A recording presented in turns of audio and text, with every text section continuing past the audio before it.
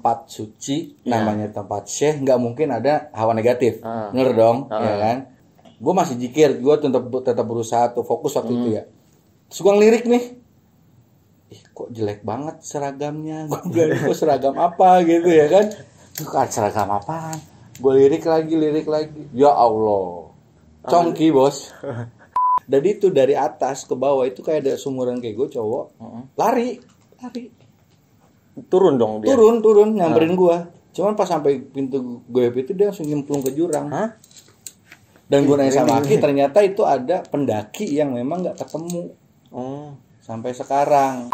Makanya bisa dibilang ya gunung itu kerajaan goib ya karena banyak yang nggak jelas meninggalnya gitu, yang bisa dibilang dimakaminya nggak selayaknya orang-orang meninggal di sini gitu loh.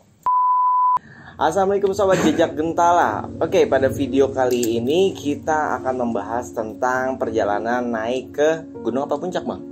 Gunung. Jadi perjalanan naik gunung. Nah, di samping saya ada siapa, Bang? Silahkan perkenalkan diri. Salam kenal buat sahabat apa namanya? Jejak gentala ya. Oh, jejak gentala ya. Boleh. Saya Devri, salah satu pengikut dari Ki Senok. Oke, jadi sebelum kita lanjut ke perjalanan naik gunungnya, jadi saya nyebutnya Kang, Bang, atau AA? AA aja dah. AA. Devri aja, seumuran kita, Bang. Seumuran. Jadi Bang Devri ini katanya indigo ya, Bang? Enggak juga sih, cuman bisa ngerasain aja. Bisa ngerasain aja. Ngerasain aja. Berarti di saat perjalanan ke puncak merasakan sesuatu yang lebih dong daripada orang-orang yang pada kurang sensitif lah. Orang awam kan biasanya kurang sensitif. Berarti pengalamannya beda dong di saat naik puncak. Pastinya beda ya yang gua rasain pada saat naik gunung itu ya, dengan nggak tahu kelebihan atau gimana. Sebenarnya sih kayak dibilang kelebihan juga nyiksa ya, karena kan namanya makhluk goib itu kan serem-serem mukanya ya. Pengennya sih gua nggak mau ngeliat, tapi nggak tahu kenapa bisa ngeliat. Aja. Nah, Bang Devri udah ke gunungan aja nih? Pancer, Salak, nah kesana ya kita sih rutin waktu itu ya seringan ke Salak sama ke Pancer sih, kan untuk kita di sana kita tawasulan di tempat makam-makam wali ya di sana ya. Dari sana gue lebih sering ke Salak sama ke Pancer aja sih. Nah, oke, berarti antara Gunung Salak dan Gunung Pancer mana yang ya pasti beda kan pengalamannya tuh. Benar. Nah, coba dijelasin deh masing-masing itu pengalamannya gimana. Kalau yang di Gunung Salak yang pertama yang di Salak itu yang gue rasain sih, dulu gue SMA itu jujur aja ya, gue SMA sering banget naik gunung, Gue sampai ngomong sama Ki Seno pada saat itu, beda Ki ya kalau misalnya tujuan kita untuk ritual atau misalnya kita ibadah ke sana sama yang sekedar kita camping biasa. Kalau camping biasa itu bisa bilang sama teman-teman itu kan kita kayak ya senang-senang lah ya di sana ya. Itu nggak kerasa capek. Padahal jaraknya itu bisa dibilang dari campnya kita naruh mobil ke tempat yang kita tuju, ke waktu itu kan kita ke makam yang Haji Jaya Sakti ya. Itu nggak terlalu jauh, bisa dibilang 10 kilo pun nggak sampai. Tapi itu capeknya minta ampun. Dan penjelasan dari Aki ya memang ketika tujuan kita ke sana untuk kayak ritual segala macam, itu godanya emang lebih berat banget gitu loh. Waktu gua kesana sempat di sana, nginep di sana juga. Waktu itu pengalaman pas kita rame-rame sama Aki, kita ritual di sana. Itu nggak tahu kenapa itu pada saat itu ya kita tuh suasananya sepi banget, nggak ada angin, nggak ada apa-apa. Cuma ada beberapa daun yang memang dia goyang. Itu pertama gue lihat, gue bilang, Ki, ini kok goyang sendiri ya? Gue bilang daunnya. Terus kata Ki, oh ini ada monyet datang. Cuman bukan monyet biasa ya kan, bukan monyet biasa. Terus yang kedua pas tengah malam itu kita tawasulan di sana, Aki yang mimpin. Gue bisa dibilang kalau dibilang cengeng, cowok nggak terlalu cengeng banget ya. Tapi pada saat itu gue berasa banget gue nangisnya kena banget di hati. Itu di makam Haji Jaya Sakti. Itu nangisnya kenapa? Karena apa, perasaan apa yang didapat? Kok bisa sampai nangis gitu? Gue inget dosa-dosa gue sih. Dosa-dosa gue yang dulu pernah gue lakuin yang ke pribadi gue sendiri, ke orang tua gue, ya itu keinget semua. Dan itu benar-benar kayak kena banget lah waktu di makam Haji Jaya Sakti. Gitu. Kalau di Pancer kita beda lagi. Kalau di Pancer itu kita tujuannya waktu itu ada 2, ke makam Syekh Ali Basya sama satu lagi makam Eyang Putih. Iya, Eyang Putih. Eyang Putih.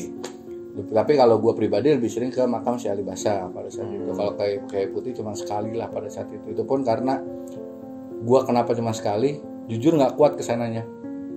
Perjalanan dari tempat kita naruh mobil ke makam Eyang Putih itu emang berat banget, dan itu jujur gue nggak kuat di situ. Dan konon katanya kalau di sana ya bener-bener emang harus yang bersih hatinya gitu loh, yang bersih hatinya, tujuan yang bersih juga, baru kita bisa sampai ke sana dengan lancar lah. Kalau misalnya kitanya masih kotor segala macem, ya palingan di pertengahan itu kita udah benar-benar goyang gitu. Iya, memang memang kata apa ya, Mbak yang di warung itu yang di bawah tuh, dia bilang juga rata-rata jarang yang sampai ke Eyang Putih. Ya. Sampai tengah-tengah udah pada turun. Di sana tuh ada namanya makam Desan Ulun. Iya. Nah, kebanyakan mereka sampainya di sana. Sampai di sana doang gitu loh. Nggak sampai ke makam Putih karena emang berat banget. Godaannya berat. Ada salah satu pengikutnya Aki lah, Kiseno ya. Dia sepuh juga, udah sepuh. Karena memang dia hatinya bersih, dia rajin ibadah juga, ya kan, zikirnya dia kuat. Kalau secara matematikanya kita, usia gue sama dia tuh jauh. Dia bisa dibilang kayak bokap gue. Tapi ketika gue ngadu ke makam Putih, gue nggak bawa apa-apa, dia bawa tas, bawa air 2 liter, dia santai. Gue tuh di situ udah goyang nggak kuat, tapi dia ya dengan santainya jalan naik aja udah. Enteng aja ya. Enteng aja ya, kayak itulah dari amal perbuatan kita juga di situ. Jadi perjalanan ke atas tuh rasanya seperti perjalanan, bukan perjalanan biasa ya, lebih perjalanan spiritual ya, atasnya maksudnya. Seperti itu. Nah, dengar-dengar waktu zikir di atas itu biasanya setiap orang godaannya beda-beda ya. Nah, waktu lagi zikiran di atas tuh apa yang Bang rasain? Kalau waktu itu gue zikir pernah pengalaman di makam Syekh Ali Basa, ya kan. Jadi setelah waktu itu gue sama salah satu murid Kisana juga, gue ke atas. Jadi di makam Syekh Ali Basa itu ada satu makam satu lagi, tepatnya di belakangnya makam Syekh Ali Basa, ya kan.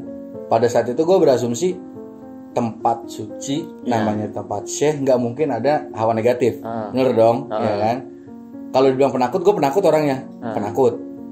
Tapi karena gue berpikirnya ke situ, ya udahlah, gue bilang, Dep, lu zikir ya di sebelah sana, kata Gus Ali nih, sama muridnya Aki. Gue bilang, oh yaudah Gus, oke sip, gue kesana. Dikuncilah pintu dari luar. Selang gue disuruh zikir waktu itu kurang lebih sekitar 1000 kali. Tapi itu berdua kan? Sendiri. Oh sendiri. Sendiri, gue sendiri tinggal di makam situ tuh.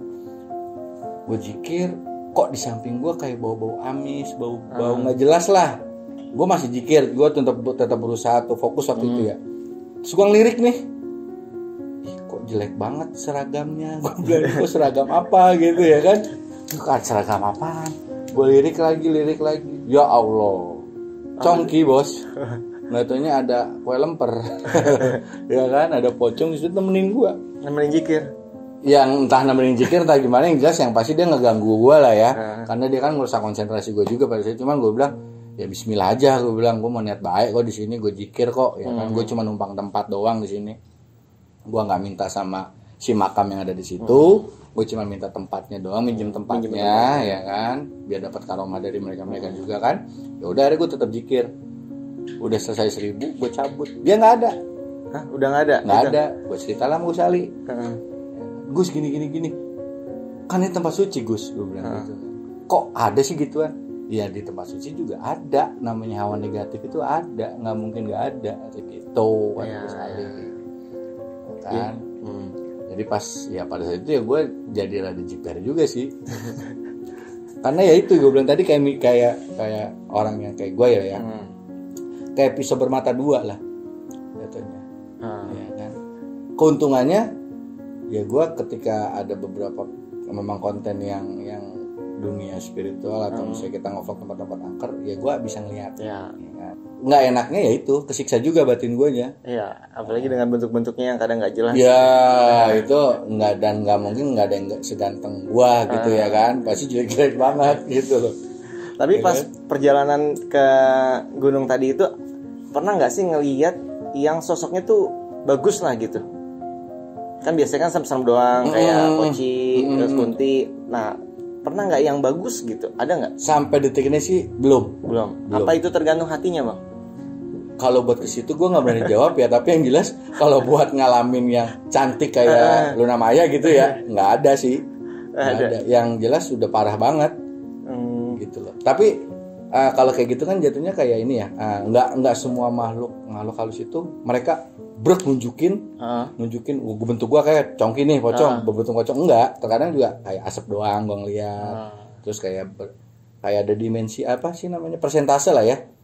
Jadi 50%-nya mereka baru kelihatan bentuknya gitu loh. Enggak selamanya kita ngeliat wah langsung bentuk setan, itu enggak juga gitu loh. Itu pengalaman gue pribadi gitu loh. Apa mungkin itu reaksi dari sugesti kita juga di saat masih bentuk asap dan kita ngebayangin wah pocong nih, terus berubah gitu jadi pocong? Bisa jadi. Kalau sugesti ya.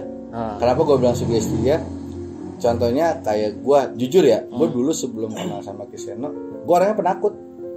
Gue SMA aja, SMA setengah 12 siang, karena waktu itu gue SMA masuk siang ya. Gue setengah 12 siang itu mandi, nyokap gue sudah di depan pintu kamar mandi.